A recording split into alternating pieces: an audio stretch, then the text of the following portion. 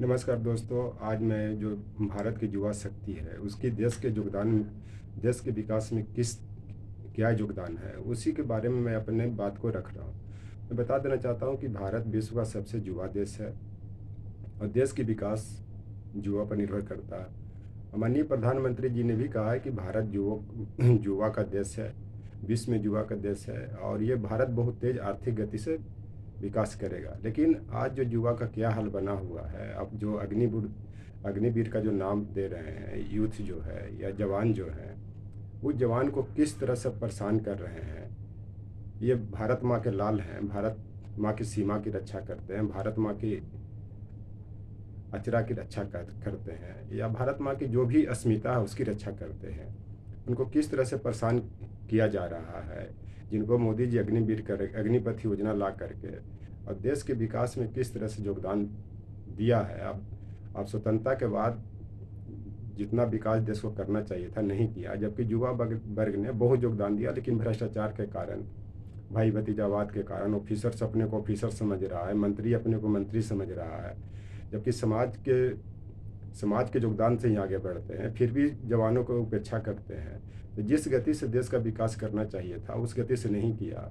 इसका मतलब ये नहीं कि युवा वर्ग ने योगदान नहीं दिया या अग्निवीर या सेना के जवान ने देश की रक्षा नहीं की। उन्होंने अपने खून पर खेल कर देश की रक्षा की, देश के विकास में योगदान दे रहे हैं और दिया था।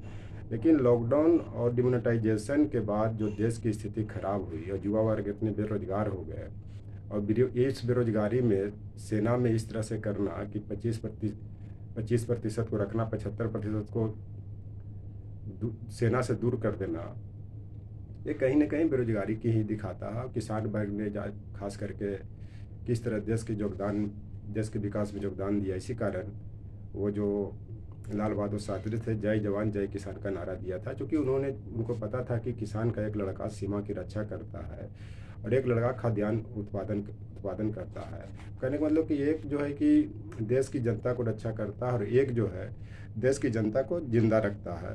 तो इसी पर एक शेर कहा गया है, जो देश के लिए शहीद हुए उनको मेरा सलाम है, अपने खून से जिस जमी को सींचा उन जवानों को मेरा सलाम है। मेरा कहने का मतलब है कि किसान का एक लड़का खून पसीना एक करके खाद्यान्न उत्पादन करता है देश की जनता को जिंदा रखता है।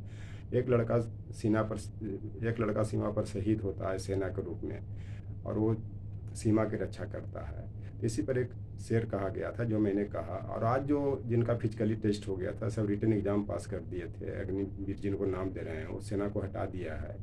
जो लोग इतने लोग मर चुके या 100-200 लोग जो जवान सेना में आने वाले थे, सब तरह से कंप्लीट थे, मर गए, उनको उनको उनको किस तरह से बैकअप किया जाएगा, क्या देंगे मोदी जी या शाह जी, ये तो यही बताएंगे। तो उन पर भी एक शेर कहा गया है, लिख रहा हूँ मैं अंजाम जिसका कल आगाज आएगा, मरने वाले जवान को लहू का हर एक कतरा इंकलाब लाएगा। मैं रहूँ या न रहूँ पर यह वादा है आपसे मोदी जी मेरा कि मेरे बाद वतन पर मरने वालों का सैलाब आएगा। ये सब जो देशभक्ति जो शायरी कहा गया था, वो स्वतंत्रता आंदोलन के दौर में कहा गया था, वो सभी आज लागू हो रहा है। ये ब्रिटिश काल से भी ज़्यादा खतरनाक किए हुए हैं, चूँकि ब्रिटिश काल में तो ऐसा हुआ नहीं था। जब युवा वर्ग ने ब्रिटिश को यहाँ से भगा दिया, तो इसमें तो मोदी जी शाह जी की गवर्नमेंट है जो 200 साल से राज कर रहे थे, तो 8 वर्ष से कर रहे हैं। और ख़ास करके अगर युवा वर्ग चंद्रशेखर आज़ाद, भगत सिंह, सुखदेव, राम प्रसाद बिस्मिल, जवाहरलाल नेहरू, मौलाना अबुल कलाम आज़ाद, राजेंद्र प्रसाद, जो भी युवा वर्ग थे, अगर देश की लड़ाई नहीं लड़ते, हालांकि उनको लोग, कुछ लोग क्रांतिकारी लोग भी थे जैसे चंद्रशेखर आज़ाद, भगत सिंह, सुखदेव, राजगुरु, ऐसे क्रांतिकारी आज भी हैं। और उनके क्रांतिकारी के कारण ही गवर्नमेंट को बहुत सी पॉलिसी वापस लेनी पड़ती है, ले भी रहे हैं। जैसे किसान आंदोलन ने देखा कि शांतिपूर्वक साथ साथ क्रांतिकारी भी की भी अपनी छवि को प्रदर्शित किया, तब कृषि बिल को वापस लिया, भूमि अधिग्रहण बिल को वापस लिया गया। इस तरह से मोदी गवर्नमेंट ने 2 बिलों को वापस ले लिया है। और ये युवा शक्ति को ये चुनौती देने का प्रयास नहीं कर रहे हैं। प्रयास न करें, ये प्रयास कर रहे हैं लेकिन प्रयास करने की कोशिश नहीं करें। युवा युवा होता है और युवा किसी भी राह पे जा सकता है और इसको बचाने की ज़रूरत है। और आज जो देश की जो युवा वर्ग का जो जिस तरह से मंदिर मस्जिद में, हिंदू मुस्लिम दंगा में या पर्व के दिन ही लोग के बहकाया फुसलाया, चाहे किसी वर्ग का लोग हों, चाहे हिंदू वर्ग हो, चाहे मुस्लिम वर्ग हो, चाहे मुल्ला हो, चाहे मैं पंडित हों, चाहे जो भी धार्मिक गुरु हैं, इस तरह से करके अपना रोटी सेकना चाह रहे हैं। और ये सब कहीं न कहीं पॉलिटिकल पार्टी ही उसका लीडर ही करवाते हैं, जो कि नेता को देखिएगा कि अपने कहीं मारपीट नहीं करता है, करवाता है। हर जगह 100 गो इस तरह से अपने गुर्गे पाले रहते हैं ताकि अशांति हो, चर्चा बना रहे देश में इस तरह से, और देश में अशांति फैला रहा है, वो अपना काम निकालते रहे। जो ब्रिटिश काल में फूट डालो और शासन करो की बात थी, वही आज हो रहा है। चलते देश के विकास में जो युवा वर्ग का जो योगदान है, उसको भुलाया नहीं जा सकता है। और आज भी भारत का जो कह रहे हैं कि लॉकडाउन के बाद भी देश की आर्थिक जो जीडीपी है वो बढ़ रहा है, ये युवा वर्ग के कारण ही है, क्योंकि भारत के लोग मेहनती हैं। वो चाहे खेत के काम में हो, चाहे सीमा की रक्षा करने की बात हो, चाहे कहीं पे भी हो।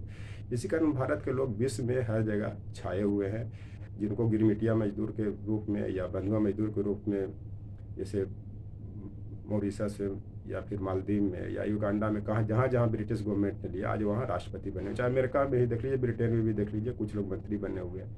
ये युवा वर्ग कहीं न कहीं अपनी मेहनत के बल पर आगे बढ़ रहे हैं, और ये जो है युवा वर्ग को चुनौती दे रहे हैं। अब ये भटकाव के रास्ते पर ले जा रहे हैं कि किसी तरह युवा वर्ग भटके, ताकि भटकने के बाद अपने ही दूसरी जगह दिमाग लगाए, पढ़ नहीं पाए, रोजगार नहीं खोज पाए, इस तरह से देश में अशांति फैला रहे।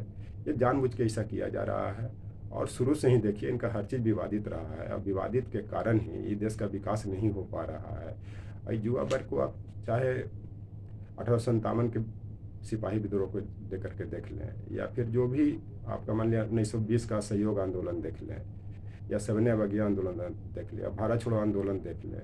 अगर युवा वर्ग नहीं होता तो देश आज़ाद नहीं होता, और देश आज़ाद नहीं होता तो आज कल या आज जो मोदी जी शाह जी प्रधानमंत्री गृह मंत्री बने हुए हैं, चाहे जो भी कांग्रेस को, चाहे जिन्होंने भी बना और सत्ता प्राप्त किया, युवा वर्ग का देन है। लेकिन इतना गंद कांग्रेस गवर्नमेंट ने कभी नहीं मचाया, या किसी भी गवर्नमेंट ने। अलायंस बहुत सा रहा, जितना इनका शासन काल 8 साल में विवादित रहा है, चाहे उत्तर से दक्षिण, पूर्व से पश्चिम।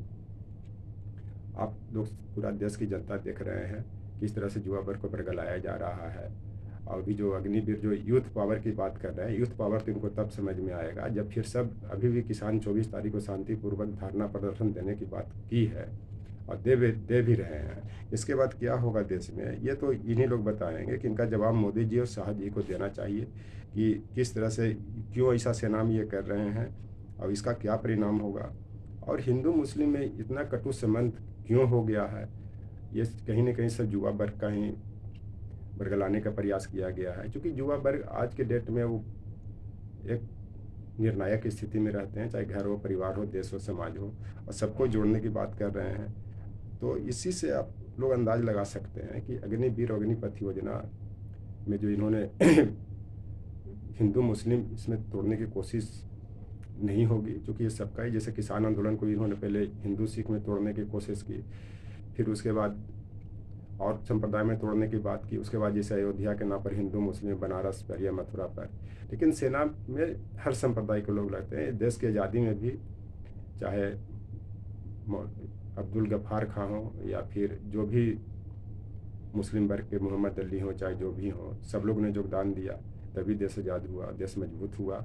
और आज युवा वर्ग को मजबूत करने की बात है, तो अग्निपथ योजना की इनको वापस लेना चाहिए। देश की जनता मांग भी कर रही है। अग्निवीर की रक्षा करना है, और देश की आज़ादी को मजबूत करना है, देश को मजबूत करना। Thank you.